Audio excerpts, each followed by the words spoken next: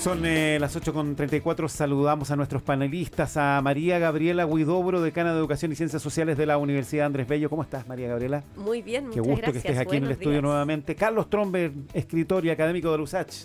Querido Carlos, ¿cómo estás? Muy buenos días, Pablo. ¿Cómo estuvo ese lanzamiento del libro? Muy bien, muy interesante. Harta gente, hartas preguntas ahí sobre estos personajes y esta época. Sí. Oye, personajes, época, vamos a hablar de algo que ocurrió hace 80 años.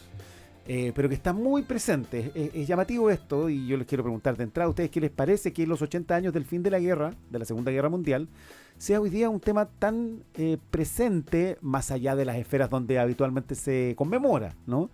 Porque hay un clima de que las cosas están cambiando otra vez, y de que todo el orden mundial instalado después de la guerra, bueno, está ahí como al menos en discusión. ¿Cómo lo ven ustedes? Sí, bueno, uno asumiría que mucha agua ha pasado bajo el puente y que podríamos dejar atrás los 80 años desde el fin de la Segunda Guerra Mundial. Justamente este día, la ONU lo ha llamado el Día de la Paz y la Reconciliación, del recuerdo y la reconciliación. Entonces uno asume que a 80 años tanto aprendizaje deberíamos haber acumulado, que nuestra humanidad debería estar en otro lugar en estos momentos, pero lo que vemos es que en los últimos tiempos ha habido una escalada nuevamente armamentista, bélica por una parte, por otro lado un desarrollo, una polarización política a nivel mundial también preocupante.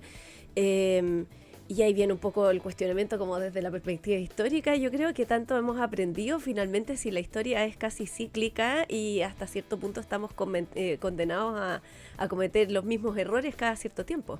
Se ha hablado, Carlos Tromben, de que cosas que han pasado en el último tiempo en el mundo son parecidas a los hechos de la preguerra. Sí. ¿Tú lo ves así? O porque, claro, es difícil comparar épocas con épocas porque son circunstancias súper distintas, pero ¿hay algunos de esos parámetros que se repiten efectivamente? Algunos sí, claramente es el estancamiento de la economía. La Segunda Guerra Mundial es hija de la Gran Depresión y de todo el reflujo político y social que hubo de aquello. Claramente, la emergencia de grupos antisistémicos de ultraderecha en aquella época y hoy, ¿no es cierto?, con matices, ¿no? Por supuesto, no son las mismas. De ahí viene toda esa falsa polémica que viene desde la ignorancia y la mala fe, en el sentido de que los nazis eran de izquierda y todo eso, ¿no? Sí. Bueno, pero esa es otra polémica que se ha reavivado curiosamente, claro, a 80 años, ¿no? Claro, porque la zeitgeist de aquella época era estatista, entonces por eso eran nacionalsocialistas, pero no tenían nada que ver con la izquierda, de hecho la persiguieron con saña. Sí. Entonces hay elementos que efectivamente son similares y otros que no, ¿no? ¿Y cuáles que no?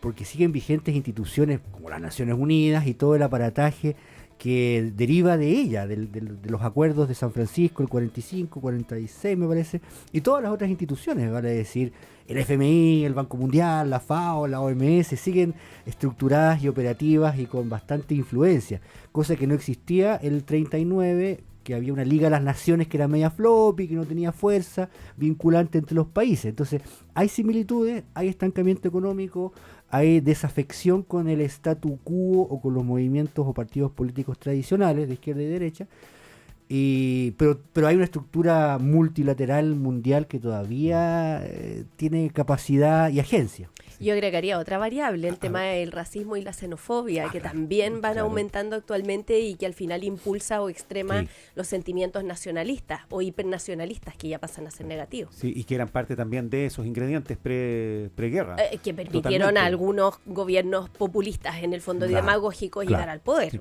no sé, sin ir más lejos a Hitler. Ahora, precisamente el 8 de mayo, un día como es el día que se conmemora, ¿no? Pero entiendo que no es el mismo día que conmemoran los rusos. El 9 de mayo conmemoran los rusos. ¿Qué es la con diferencia de hora? Sí.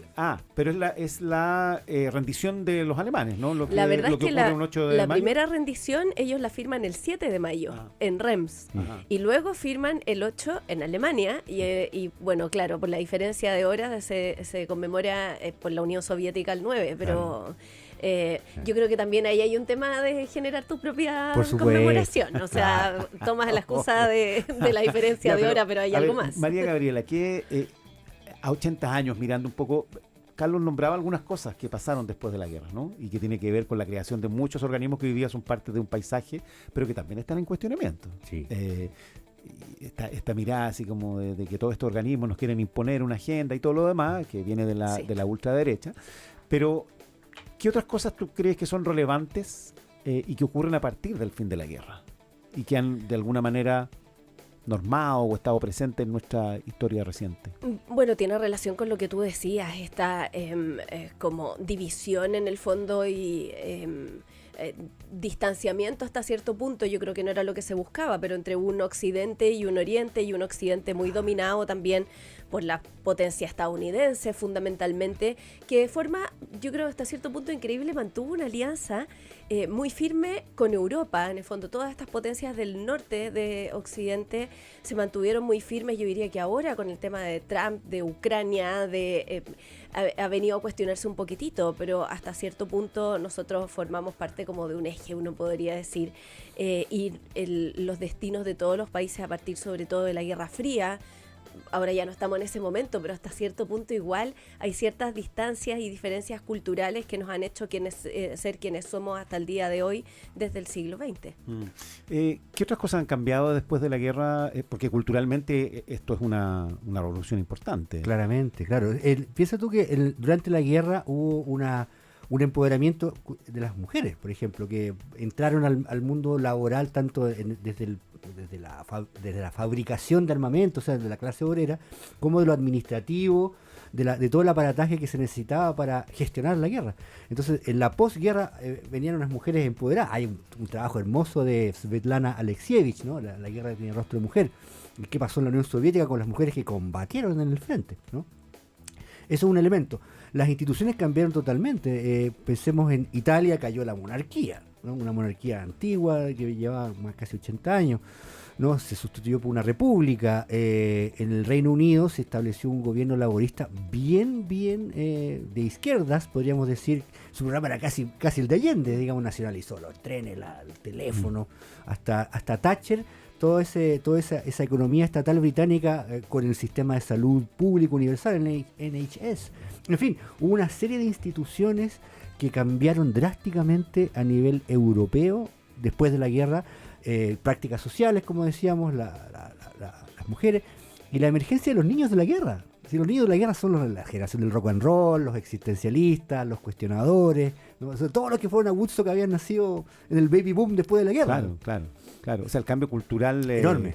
Es súper importante, ¿no? Y Sí, tiene que ver con tiene que ver con recursos también en parte, ¿no? Con la tecnología que se desarrolla. Claro. Porque hay un impulso importante para la tecnología. Claro, o sea, si nos remontamos hasta la guerra, hasta el periodo de guerra y mediados del siglo XX, es donde ahí empieza a pensarse y a definirse la manera de comunicarnos hoy en día, por ejemplo, Internet. Y esta idea como de la globalidad que finalmente ha existido siempre, pero yo creo que viene a consolidarse en a partir de estas fechas. Ahora, a ver, cuando se conmemoran los 80 años del fin de la guerra, hay varios aspectos que se pueden considerar, ¿no? Lo que estábamos hablando, un poco lo que tiene que ver con la colaboración, el multilateralismo, el resguardo de la paz. ¿Cómo ven ese panorama hoy día? Hemos vivido distintos momentos después de la guerra donde las amenazas son fuertes. Yo me acuerdo en los 80 la idea de una tercera guerra era como también una cuestión bien... botón rojo. Sí, el botón rojo y una serie de cuestiones que eran bien... y ahora como que pareciera, vuelve un fantasma similar que estuvo medio desaparecido durante un tiempo. No, que va a haber tercera guerra, si eso parece un cuento. ¿Cómo ven ustedes esa dinámica también? Que tiene harto de construcción social, pero que tiene cosas que están amparadas en la realidad, por supuesto. Sí, yo creo que quizás en algún minuto dimos por hecho que habíamos superado algo que en realidad nunca se ha superado y que se va redefiniendo, van surgiendo como nuevos bandos o nuevos escenarios, pero finalmente siempre hemos tenido...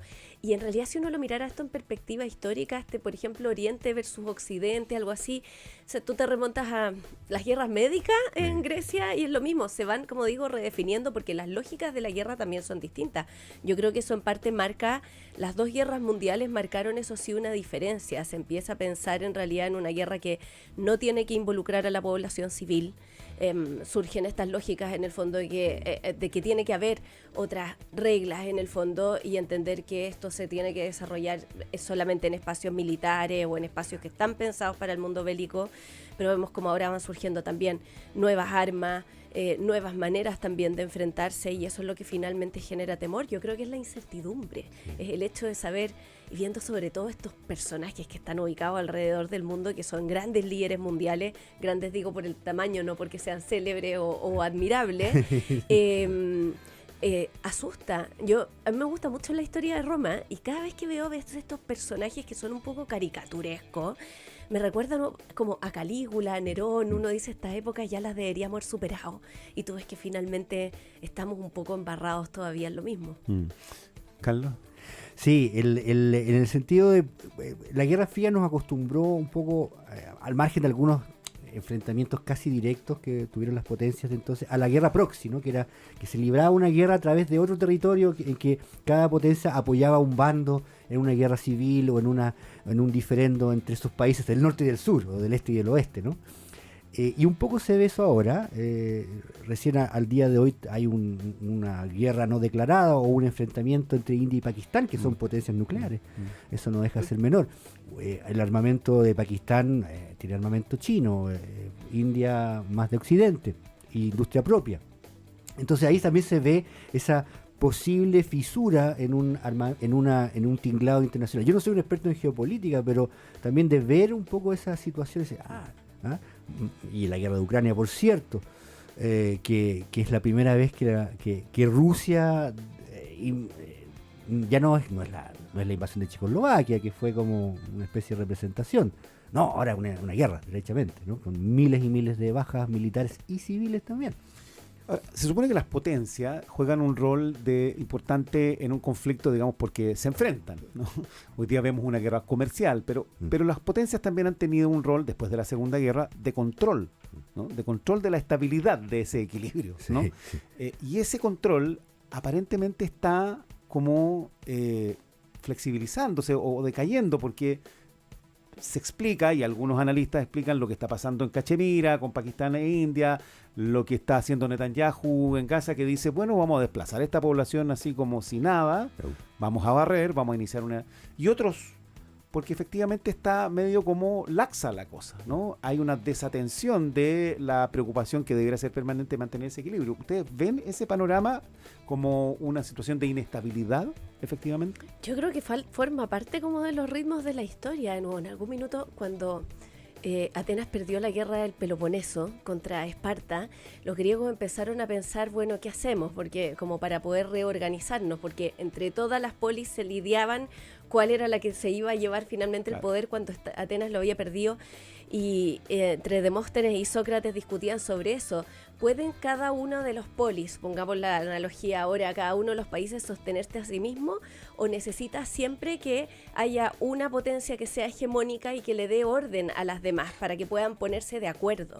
Y finalmente lo que uno ve es que eso, así es como el ritmo de la historia. En el fondo siempre hay alguna gran potencia que es la que logra ordenar, pero en algún minuto se ve desafiada, se ve desestabilizada, y ese orden del poder, esas lógicas van pasando de un lado a otro. Quizás este es un momento en el fondo bisagra que estamos viendo, que estas grandes potencias y el orden que uno había asumido como hasta cierto punto estable, se está viendo desafiada sobre todo por poderes locales o por aspiraciones locales, que pueden ser muy legítimas, pero que no sé si tienen una perspectiva a largo plazo para ver cómo se sostendrían si no tuvieran a alguien, a un árbitro finalmente que las ordene.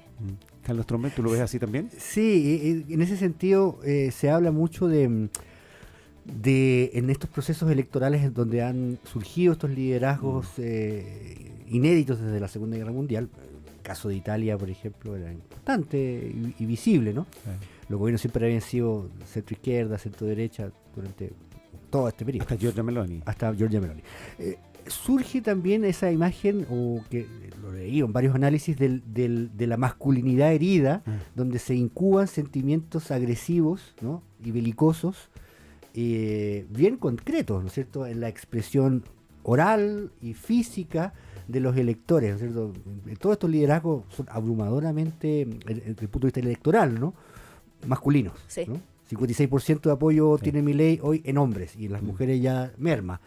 Trump también. Y hombres jóvenes, ¿eh? Sí, hombres jóvenes, exactamente. Eso se reafirma en el mercado editorial, librero. Gran parte del consumo de los libros de política, y sobre todo aquellos de política de extrema derecha, vienen del lado Tienen ese público masculino y joven. Eso se puede medir, claro. Sí. Pero es interesante lo que tú estás diciendo. O sea, tú apuntas a que esos liderazgos y esas narrativas están surgiendo a propósito de un cambio social que tiene que ver con el feminismo. Probablemente son procesos que se retroalimentan unos con otros y con este telón de fondo de la economía estancada, está estancada la economía, en donde el hombre, programado durante miles de años de evolución, no puede cumplir su rol de proveedor, porque no hay pega, porque los salarios son bajos, porque todavía siguiendo la narrativa, no la suscribo, Es interesante. porque todas las pegas se las dan a la mina y entonces ¿no? y a los extranjeros y a las mujeres y a los woke y a los LTG. Entonces esa masculinidad herida con el fondo de la economía estancada es una combinación bien compleja y peligrosa, creo. Ahora, el surgimiento o el resurgimiento de ciertas ideas que tienen que ver, tú dices, lo de Giorgia Meloni es novedad después de la Segunda Guerra, ¿no? Algo que conecta con las ideas de Mussolini. Claro, claramente. Y en Alemania, la AfD, que conecta con el nazismo. Sí. Algo que se supone no iba a pasar o estaba debidamente resguardado para que no volviera a ocurrir. ¿Cómo se entiende y cómo observan esos avances también, particularmente en Alemania? Estamos hablando precisamente de la rendición de Alemania y una serie de cosas que se hicieron para protegerse de que las ideas nazis no empezaran a crecer. Y hoy día resulta que tenemos una fuerza política que no es que las represente completamente, pero recoge parte de ese ideario. Yo creo que tiene relación con lo que dice Carlos, que claro, uno parte con esta intención de establecer, ojalá, un amplio camino al medio donde todos podamos entendernos, reconciliarnos, respetarnos, etcétera, pero en algún minuto también se empiezan a intencionar y quizás en exceso, ahí habría que evaluarlo, pero en el fondo se intencionan de manera muy fuerte ciertas ideas que empiezan a generar rechazo en la población. O sea, uno lo ve, Carlos lo decía, con el tema del feminismo. Hasta hace no tantos años había una adhesión mayoritaria al feminismo y uno puede ir viendo cómo año a año empieza a surgir una cierta desafección, y no solo desafección, sino que también rechazo, quizás como en este fenómeno un poco del péndulo, que al final, sin tener la intención, termina reavivando ciertos sentimientos que uno asumía ya superados. Sí. A ver, nos queda poquito tiempo, pero quiero preguntarles por una recomendación, o más de una, qué sé yo, algún libro, alguna película, algún documental que a ustedes les guste mucho, les parezca interesante para entender precisamente esto, o para enterarse más de la Segunda Guerra Mundial, o de ese momento final, no lo sé. A ver, dejo a Carlos hay mucho, primero. hay harto ahí, porque se ha escrito mucho. Claro. Entonces, ¿por dónde dirían ustedes? Hay algo, mira, esto me parece que es muy, muy bueno. En novela, para mí es Vida y Destino, de Vasily Grossman, que es la gran Vida y novela, Destino. claro, de la batalla de Stalingrado. Hermoso libro ruso con cientos de personajes que están ubicados en distintos puntos de la sociedad soviética, ¿no? Es un libro maravilloso y hecho por un periodista que estuvo en el teatro de combate. Él estuvo como corresponsal en Stalingrado. Entonces, de primera mano, no está construido de archivo. Sí. Eso para mí.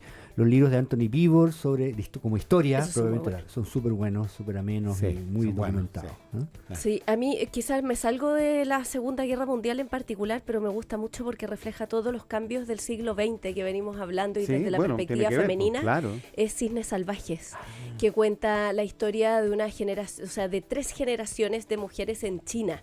La abuela, que en el fondo vive todavía en una China dinástica, la mamá que pasa a la China revolucionaria, y la hija que vive en la China democrática, o sea, democrática, en el fondo abierta más bien a Occidente, en realidad siendo ya comunista. Pero es interesante porque se vive en 3 momentos del siglo XX desde la perspectiva de la experiencia de las mujeres y de si hay liberación o no realmente en las mujeres.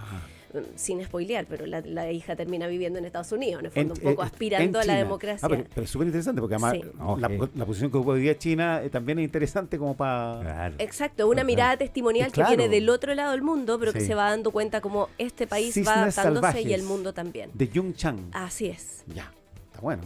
Pero es un libro de qué época, no es tan reciente. No, es de fines del siglo XX o principios de los 2000, por ahí te diría yo. Yo Años creo 90. que me lo leí como el año Años 2000, 90, ponte tú. por ahí, ya. Sí. Ok, está bueno las recomendaciones. Entonces, Cisne Salvaje y Vida y Destino. Vida y Destino. 2 libros para bueno, entender un poco cómo han cambiado las cosas después de la guerra, particularmente, y la batalla de Stalingrado, que es un momento, digamos, culminante, importantísimo de todo eso. Ya, muchas gracias por estar acá, por conversar sobre estos temas que tienen que ver con la historia, pero tienen que ver también con el presente. Son las 8:54.